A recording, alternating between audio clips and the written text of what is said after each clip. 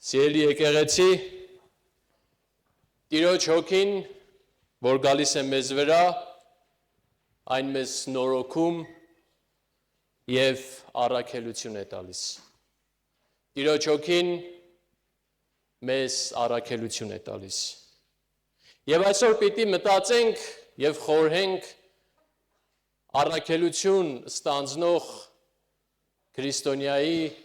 կերպարի մասին։ Ինչպիսին պիտի լինի առաքելություն ստանձնող անձը։ Քաջ, անվախ, համարձակ, սիրող, առանց մեղքերի, առանց տկարությունների և առանց խոցելի մասերի։ Մեկը, որ միշտ ամուր ու հաստատուն կանգնած է իր ոտքերի վրա և այդ ոտքերն էլ ամրացված են Հիսուս Քրիստոս ժայռի վրա։ Այո, սա ճիշտ է։ Հատկապես, եթե խոսքը գնում է քրիստոնեական առաքելության մասին, որտեղ որ գործը Աստծո գործն է, առաքելություն ստանձնող անձի բնութագիրը շատ կարևոր է։ Բայց եկեք իրար հետ անկեղծ լինենք։ Այս մտքից հետո հաջորդ միտքը, որ գալիս է, հետևյալն է, ուրեմն այդ առաքելություն ստանձնող անձը ես չեմ, որովհետև ես ունեմ վախեր, որովհետև ես ունեմ կասկածներ, որովհետև ես ունեմ մութ և անտեսանելի մասեր իմ ներսում, որովհետև ես ունեմ նաև մեղքեր և շատ ժամանակ, ինչքան էլ որ աճեմ, վերադառնում եմ իմ հին վիճակին և նորից տեսնում ինձ իմ մեղքերի մեջ։ Ինչպիսին պիտի լինի առաքելություն ստանձնող կերպարը։ Ինչպիսին է Աստծո ծառան։ Սուրբ հատվածը, որ պիտի ընթերցեմ, Ղուկասի ավետարան 22-րդ գլուխ 59-ից 60-րդ խոսքեր և Գործք առաքելոց 2-րդ գլուխ 14-ից 22-րդ խոսքեր։ Լսենք Աստծո խոսքը։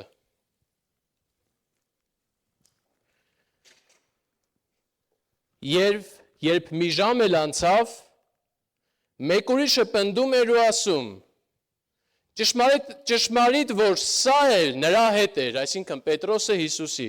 սա էլ նրա հետ էր, որովհետև Գալիլեացի է։ Պետրոսն ասաց այն մարդուն. ով մարդ, չգիտեմ, թե ինչ ես ասում, և իսկույն, երբ նա դեռ խոսում էր, աքաղաղը կանչեց։ Եվ Գործք առաքելոց 2-րդ գլուխ 14-րդ համարից։ Եվ Պետրոսը 11-ի հետ վեր կացավ, իր ձայնը բարձրացրեց և նրանց ասաց. ով հրեաստանցիներ և բոլորդ, որ Երուսաղեմում եք ապրում, սա թող հայտնի լինի ձեզ և ականջ դրեք իմ այս խոսքերին։ Սրանք հարբած չեն, ինչպես դուք եք կարծում, քանի որ օրվա 3-րդ ժամն է, այլ սա այն է, ինչ ասվել է Հովել մարգարեի միջոցով։ Եվ վերջին օրերին, ասում է Աստված, իմ հոգին պիտի հեղեմ ամեն մարմնի վրա, և ձեր որդիներն ու դուստրերը պիտի մարգարեանան,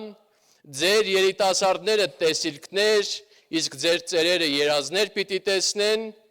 և իմ ծառաների ու աղախինների վրա ևս այդ օրերին իմ հոգուց պիտի հեղեմ և պիտի մարգարեանան, և պիտի ցույց տամ հրաշքներ վերը երկնքում և նշաններ ներքևում երկրի վրա, արյուն, կրակ ու ծխի արեգակը պիտի փոխակերպվի խավարի և լուսինը արյան, քանի դեռ չի եկել Տիրոջ մեծ ու երևելի օրը, և այնպես պիտի լինի, որ ամեն ոք, որ Տիրոջ անունը կանչի, պիտի փրկվի։ Ով իսրայելացիներ, լսեցեք այս խոսքերը. Հիսուս Նազովրեցուն, Աստված ձեզ ցույց տվեց զորությամբ, հրաշքներով ու նշաններով, որոնք Աստված, ինչպես դուք արդեն գիտեք, ձեր մեջ կատարեց նրա միջոցով։ Թող Տերն օրհնի իր խոսքը։ Եկեք աղոթենք։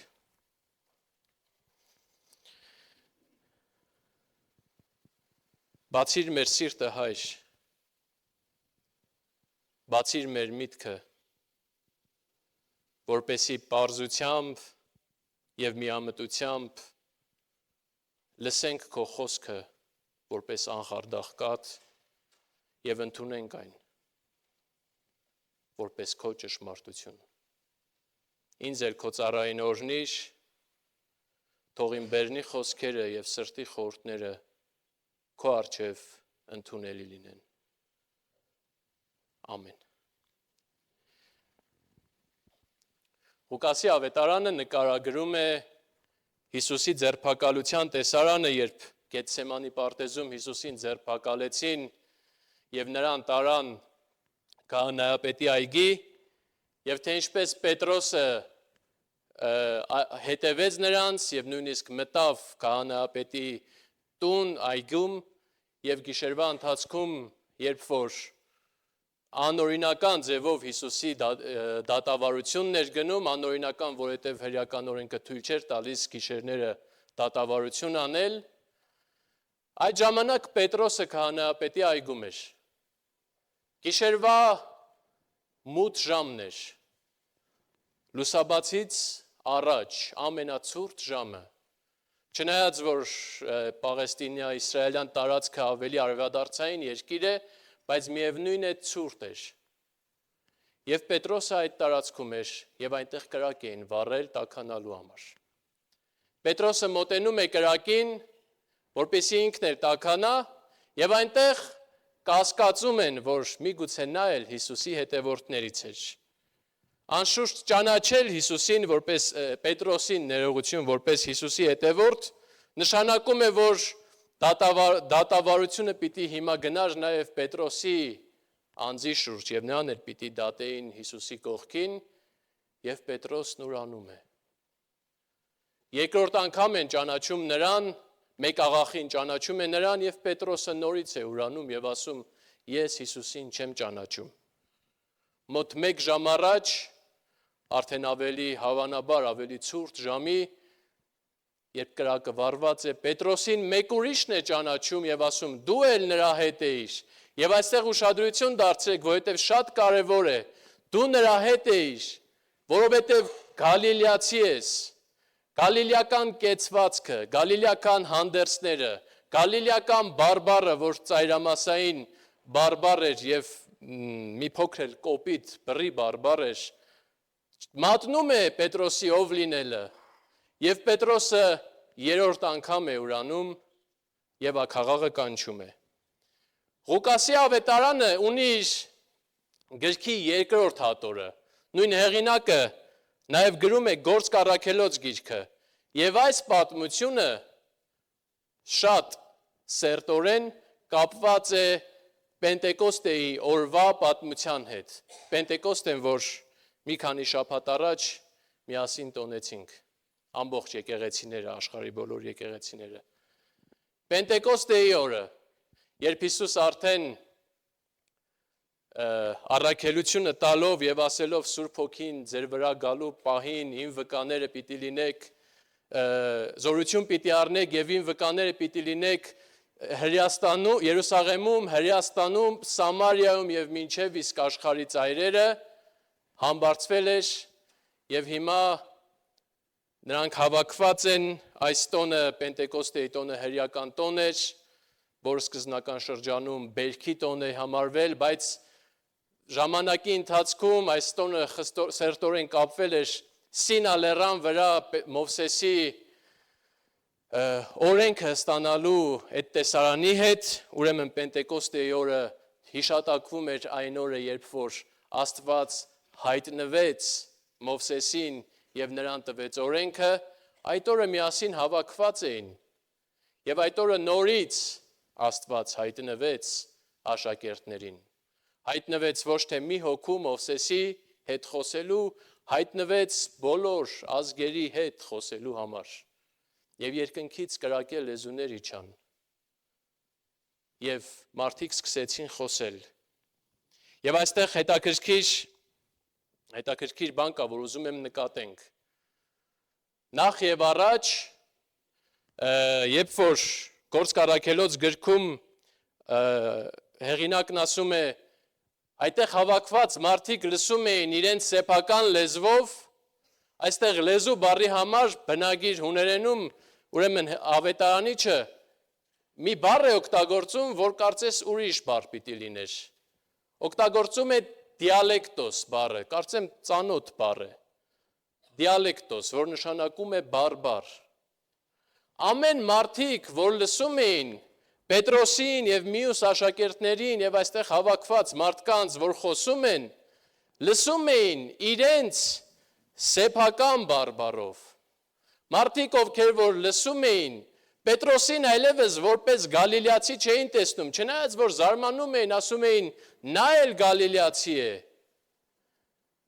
Նրան տեսնում էին որպես իրենց սեփական տարածաշրջանի բարբարին պատկանող մեկը։ Նորից էս գալիլեական մատնիչ կեցվածքը եւ բարբարը։ Պետրոսը մի անգամ արդեն այս քննությունը ձախուղել էր։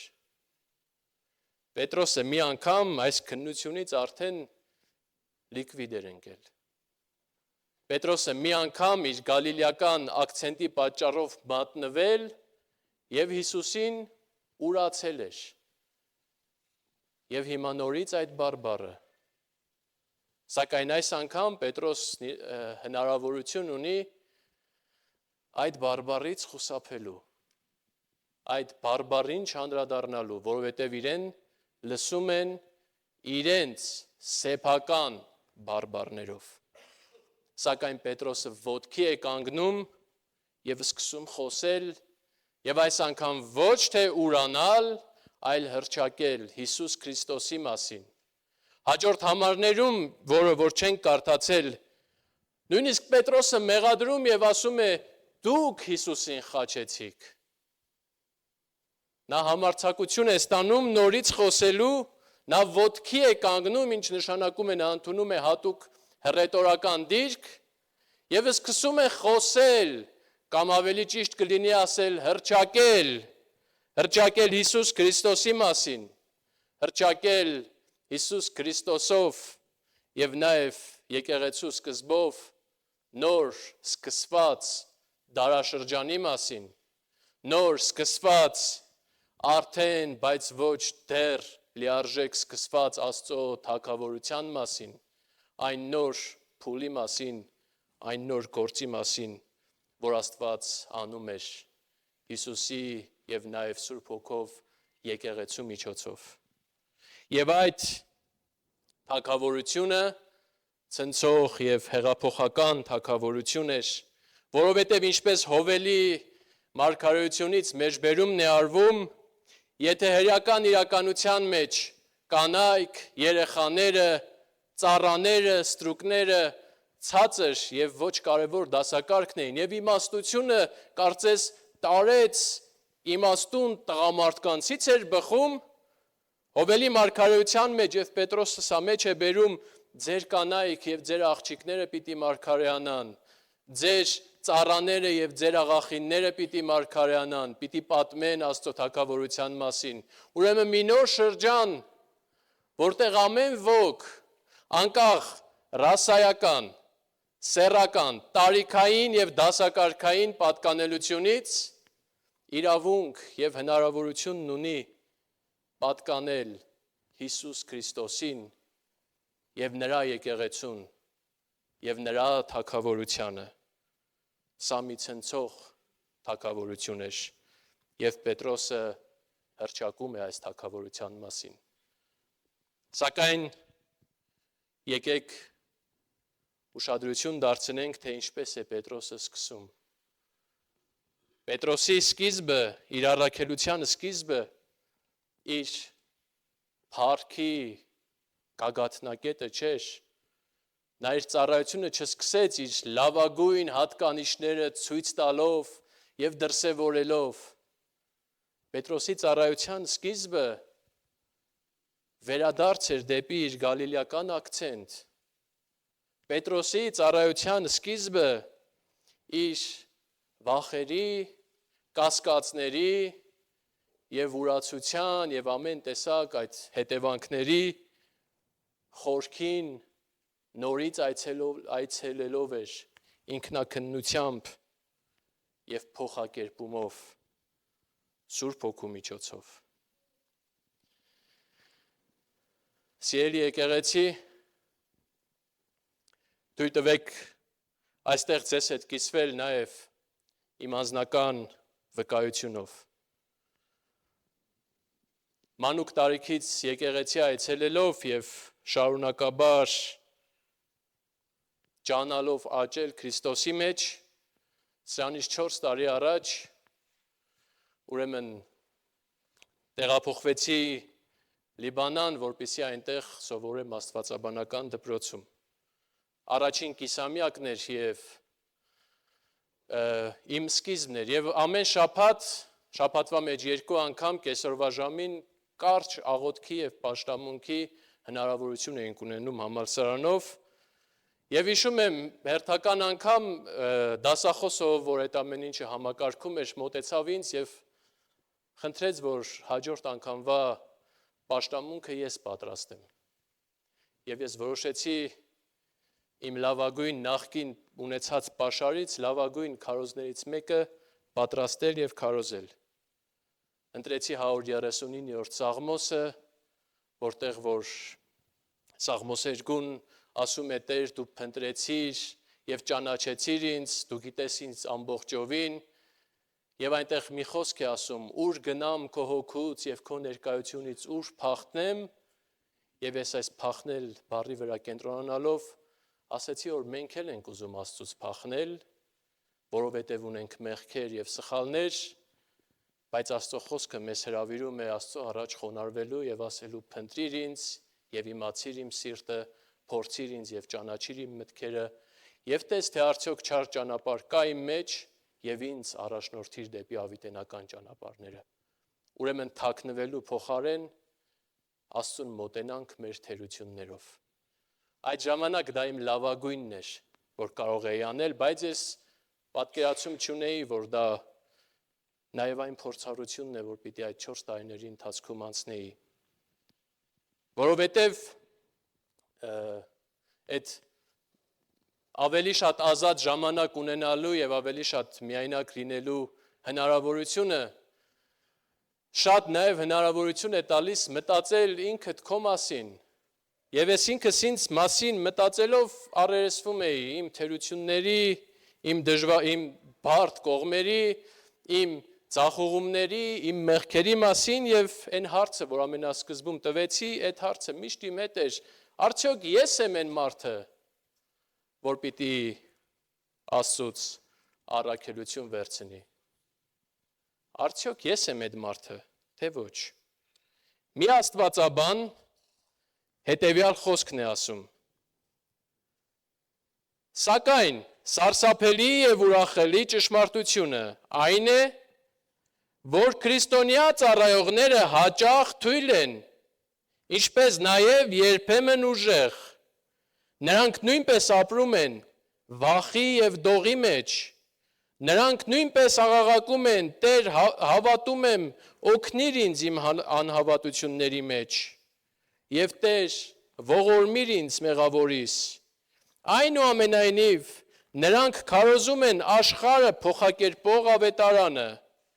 հետևաբար ծառայողները պետք է անընդհատ հիշեցնեն իրենց ժողովրդին եւ իրենց չվիրավորվել իրենց սեփական մարդկայնությունից։ Նրանց խնդրանքը պետք է լինի հետևյալը. մի վիրավորվեք մեր ցախուղումներից։ Մեր ցախուղումներն ու թուլությունը ընդունեք որպես խոստում, որ Աստծո շնորհը հաղթական է, նույնիսկ սովորական մարդկանց ծառայության միջոցով։ Սիրելիներ, այո, մենք ունենք թերություններ եւ դրանից փախուստ չկա։ Այո, մենք ունենք տկարություններ եւ դրանից փախուստ չկա, փախնելը ի վնաս մեզ է, որովհետեւ իրականությանը չենք հանդիպում։ Բայց կա նաեւ լուծում, որի մասին պիտի Պետրոսի օրինակով այսօր կիսվենք։ Լուծումը հետևյալն է. շարունակական աշխատանք, շարունակական աղոթք եւ շարունակական ինքնակննում, որպեսի կատարելագործվենք, որպեսի դինամիկ լինենք մեր աճի մեջ, որպեսի շարունակաբար ապաշխարություն կամ մտքի նորոգություն ունենանք։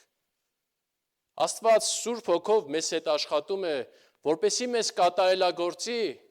որպեսի մեզ մեր ցեխերի մեջ չթողնի, որպեսի մենք մեր մեղքերի մեջ չմահանանք։ Սրանից բացի, ուզում եմ հիշենք եւ իմանանք այն թերությունները, որ մենք ունենք, այն վերքերը, որ մենք ունենք, դրանք նաեւ կարող են ծառայել որպես զենք Աստծո թագավորության մասին պատմելու համար,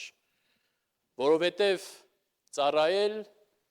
նշանակում է ծառայել տկարություններ ունեցող մարդկանց, եւ եթե այդ նույն տկարություններից մենք էլ ունենք եւ դա գիտակցում ենք, այդ ժամանակ մեր աչքերը կտեսնեն այնպիսի բաներ, ինչպիսին ոչ ոք չի ուզում տեսնի։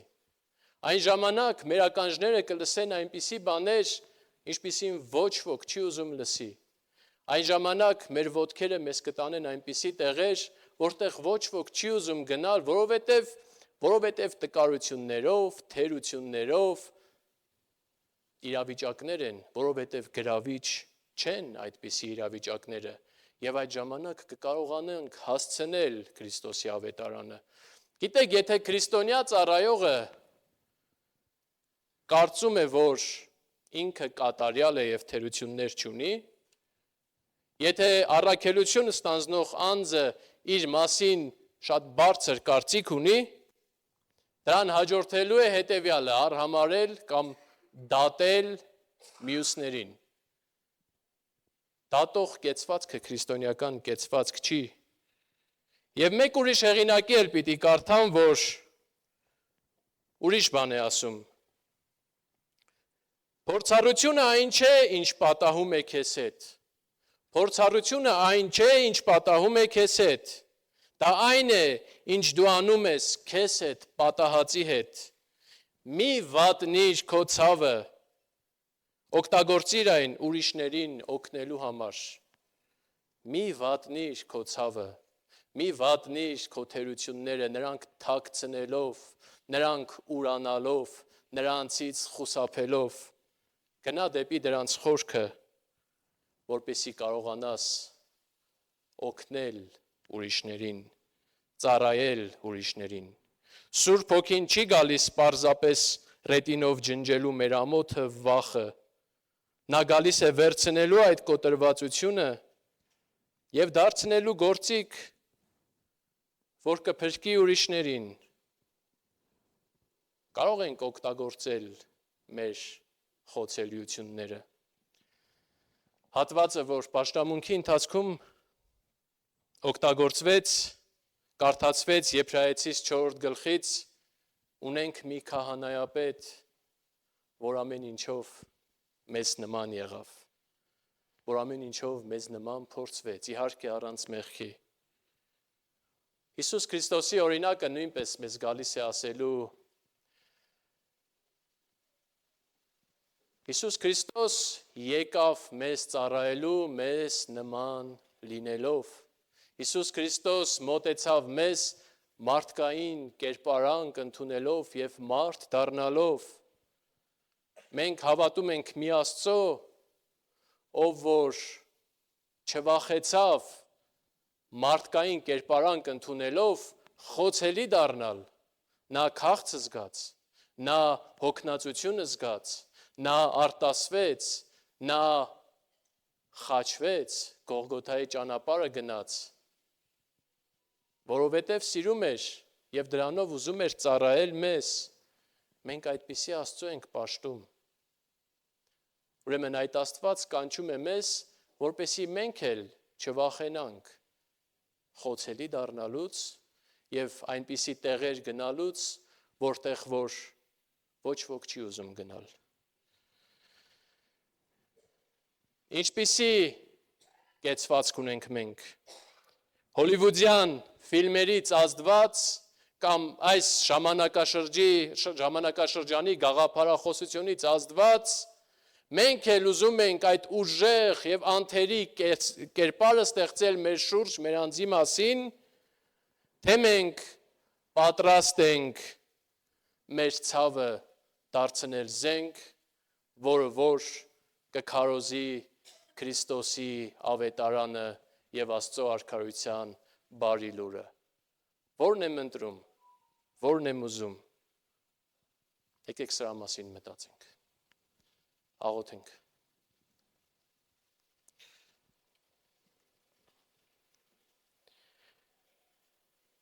Շնորհակալ ենք քեզնից, Տեր, շնորհակալ ենք քեզնից, որ